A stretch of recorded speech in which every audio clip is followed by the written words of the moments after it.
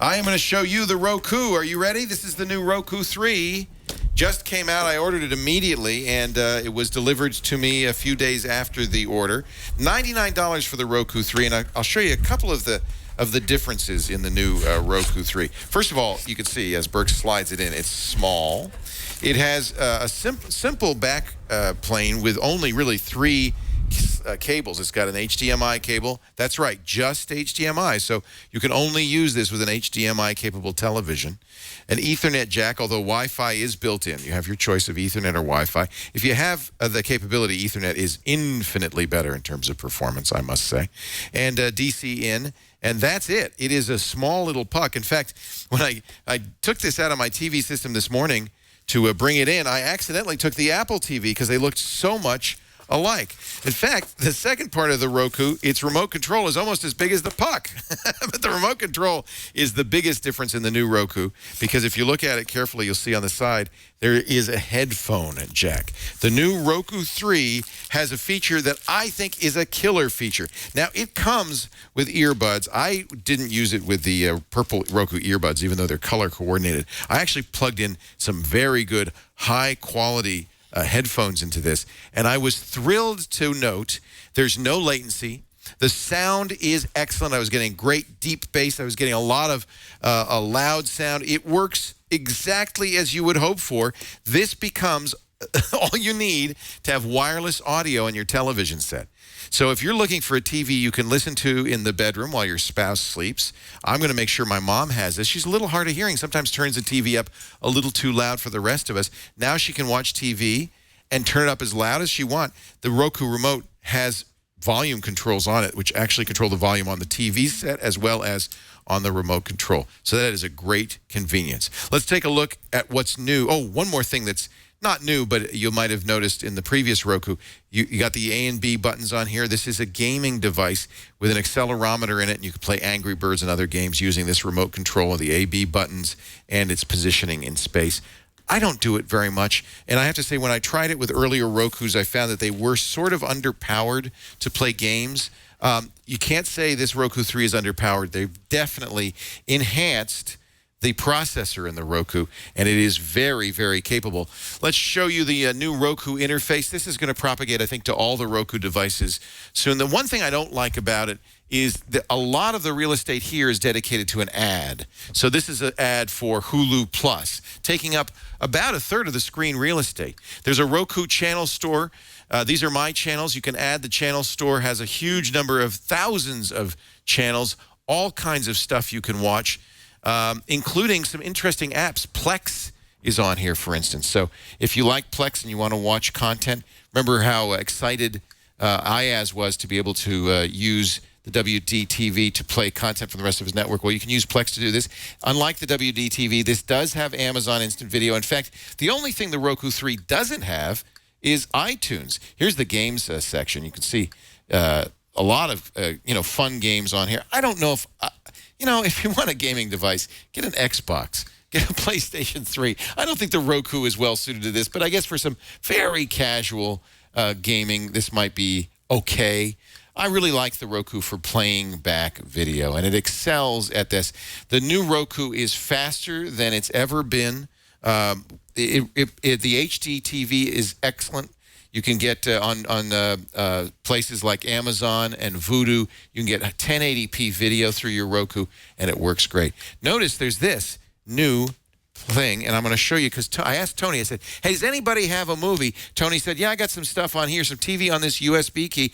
This Roku 3 has a USB port. I'm going to stick a little, I haven't done this before. This will be a first.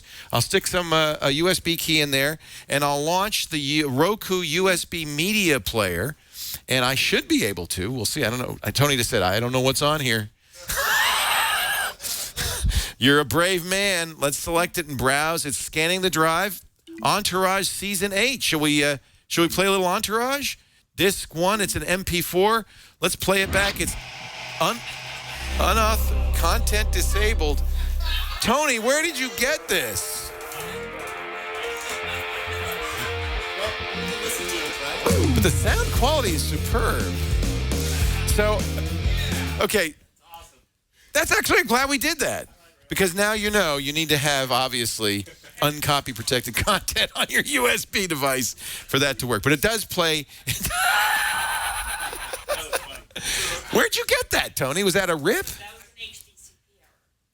It's an HDCP error, I understand, but where did you get the content? You found it in a hotel. Okay, it was on the floor there. There's lots of stuff besides television stations you can subscribe to. Now, Time Warner has an app on here that lets you watch live television. I'm not a Time Warner subscriber, so I can't do it. And we just heard a rumor that ABC is making an app for iOS, but I wouldn't be surprised to see this on the Roku. This is the ultimate cord-cutting device, I think, going forward when you see networks. There's HBO Go on here. I don't have it installed because my content provider, my cable company, Xfinity, does not allow HBO Go signups on the Roku. It does on the iOS, but for some reason they're afraid of Roku. However, let's go to Netflix and I'll show you. It works very well. The quality is excellent. In fact, these headphones are so good that when I was playing lower quality content, I could hear the digital artifacting. It was really, really annoying. So that was that actually is a problem. You're actually hearing really good quality audio. Should we play a little Battlestar Galactica, see how it plays back? This is, again, going to work via Wi-Fi. It's not your fault, Tony. It's the cable we're using or the TV we're using. Maybe I should just unplug this. Maybe that'll make it better. No, I think this is the cable we're using. Is this not an HDCP compliant cable? What are we going into? Oh, we're not going directly into the TV, ladies and gentlemen. The engineering staff has set this up because they're pirates. Because they're not pirates. They didn't understand that you have to go directly into an HDCP device, which actually is the case. We shall see Battlestar Galactica. There we go. There we go. Let me press play. All right. So, as you can see, the quality is excellent. It's HDMI, 1080p. Playback is smooth. This is I don't know because they don't tell you what the hardware is in here. I'm sure somebody will do, maybe the iFix will do a teardown and we'll find out. But it's clearly a much faster processor, maybe even more memory on this because it plays back beautifully. There are more than 600 channels, according to Roku. I've seen databases of thousands of channels that play back on the Roku. I love the, let's do the pros and cons. The pros, I love the in-ear, the headphone jack on the remote control. It works beautifully. It has excellent video quality, HDMI, beautiful streaming quality, which will, by the way, work better on Ethernet than it will on Wi-Fi because Ethernet just is a better way of connecting.